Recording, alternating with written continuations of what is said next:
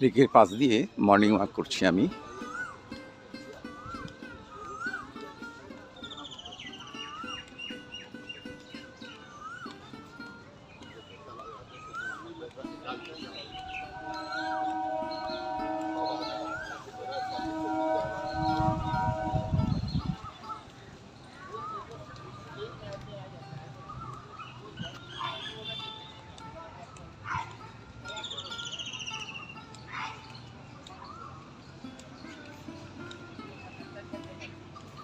প্রচুর পাখির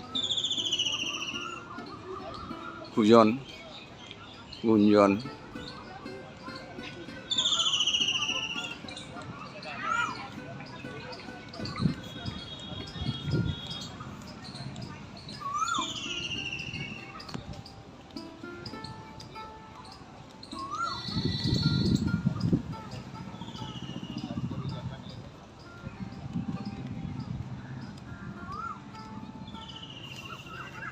একটা বেশ ভালো জায়গায় আমি আজকের মর্নিংটা কাটাচ্ছি।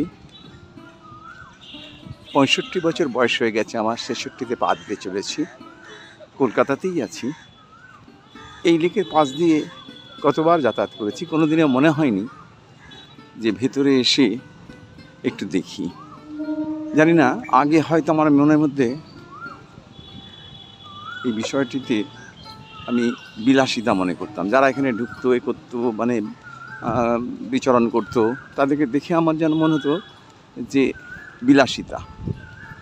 কিন্তু আজকের এই 65 বছর পরে 66তম বছরের প্রাক্কালে আমি আমার ছেলে এবং বৌমা, ছোট ছেলে এবং বৌমা, তাদের কল্যাণে আজকের ঢুকলাম। ওরা জোর করে এনেছে।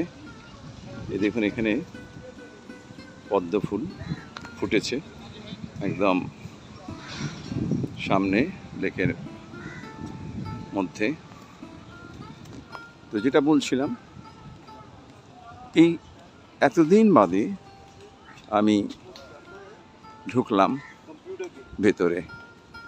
এর আগে পাশেই ক্ষুদিরাম অনুশীলনী কেন্দ্রে আমি যখন হায়ার সেকেন্ডারি পাস করেছিলাম 1976 সাল, সে সময় আমি এসে রেগুলার এখানে ক্লাস করতাম, ওয়ার্ক এডুকেশনের ক্লাস করতাম। সবে হায়ার সেকেন্ডারি পরীক্ষা পাশ করেছি, চাকরি কি হবে না হবে বুঝতে পারছি না। আমার বন্ধুরা বললো, চল ওয়ার্ক এডুকেশন ক্লাস করি, স্কুলের টিচারই হবে। ওদিকে বিএসসি বঙ্গবাসীতে ভর্তি হয়েছি, আর এদিকে দুপুরবেলা ক্লাস করছি ওয়ার্ক এডুকেশনের অনুশীলনী, ক্ষুদিরাম অনুশীলনী, রবীন্দ্র সরোবরের পাশে। কিন্তু তখনও ভেতরে আর ঢুকিনি।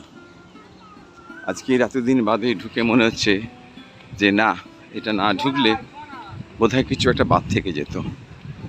আমি প্রতি মাসে ইদানিং